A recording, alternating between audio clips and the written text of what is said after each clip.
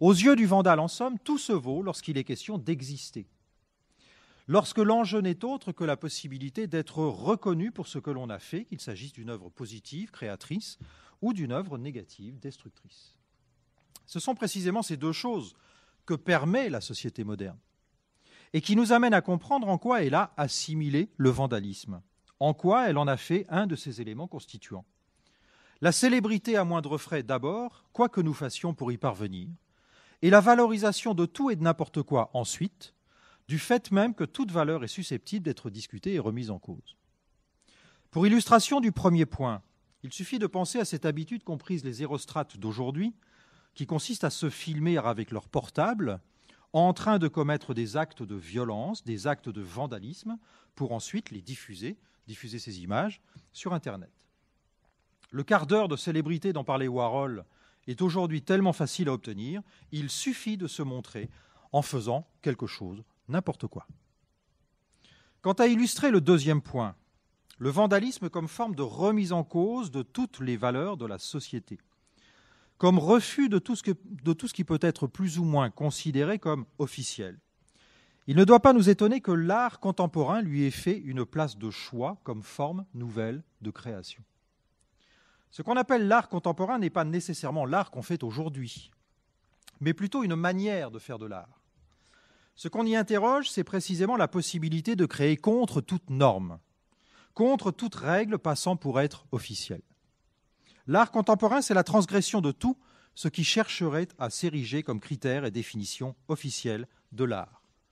Et à ce titre, il est bien clair que, comme l'a proclamé l'un de ses chantres, l'artiste belge Ben, le mot d'ordre de l'art contemporain est en somme « tout est art ».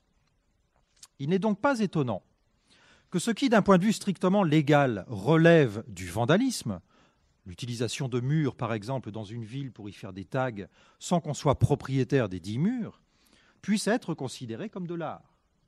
Le message est clair, l'art n'a pas besoin d'autorisation, il est occupation d'un espace, appropriation d'un lieu au cœur même de l'espace social, inscription d'une signature dans un cadre qui n'a pas été fait pour ça, mais qui du même coup devient intouchable.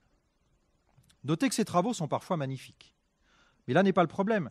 L'enjeu ici, c'est que l'acte artistique commence par la violation du droit de propriété. Parce que l'art est déjà dans la négation d'un lieu, le musée, où il serait confiné et n'existe réellement que s'il peut être partout. Une fois encore, on voit donc bien le retournement. L'acte de vandalisme n'en est plus un. À partir du moment où il entre dans une intention qui lui donne tout son sens et qu'il est reconnu comme acte de création par la destruction même en quoi il consiste.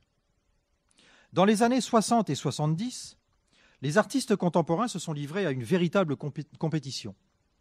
C'est à qui intégrerait le mieux le vandalisme dans l'acte créatif, par lacération d'œuvres au canif ou au rasoir, par agression de la peinture au chalumeau, par destruction d'objets divers, instruments de musique, meubles, voitures, etc. Pour éviter une liste fastidieuse, je me contenterai d'évoquer 2 cas qui, à eux seuls, donnent à penser sur le vandalisme aujourd'hui en tant que partie intégrante de nos représentations. 2 cas qu'on peut assimiler à 2 noms, Pierre Pinoncelli d'une part et Rindy Sam de l'autre.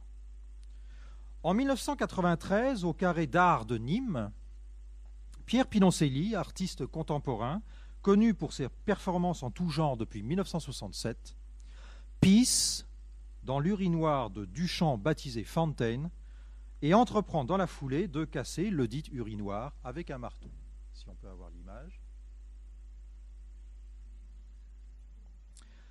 Pour expliquer son acte, Pinoncelli a dit qu'il était iconoclaste, je cite, iconoclaste et non vandale, que son geste artistique était un hommage à Duchamp, le maître du dadaïsme, et qu'il s'agissait par là de rendre l'urinoir à sa fonction première, après avoir été fossilisé, malgré Duchamp lui-même, par l'admiration des hommes. Comme le message a eu du mal à passer, Pinoncelli a recommencé en 2006, mais sans pisser cette fois-ci, subissant une nouvelle condamnation à de la prison avec sursis et à une forte amende, je cite, pour dégradation volontaire d'un monument ou objet d'utilité publique. Je ne sais pas si cet urinoir était un monument ou un objet d'utilité publique. En 2009, après 2 années de procès, Rindy Sam a finalement été condamné à 100 heures de travaux d'intérêt général, à verser 1 000 € au propriétaire de l'œuvre, à verser 500 € à la collection Lambert à Avignon et à verser 18 450 € en compensation des travaux de restauration de l'œuvre. Attention, l'image est insoutenable. Pour avoir laissé la trace de son rouge à lèvres sur un monochrome blanc de l'artiste américain Cy Twombly. Je précise que ce n'est qu'un tout petit détail de l'œuvre qui mesure 2 mètres sur 3 ou à peu près. Ça doit se voir donc beaucoup moins que ça. Le directeur de la collection Lambert a déclaré à cette occasion que cet acte était un, je cite, viol, et l'a dénoncé comme étant, je cite, du vandalisme.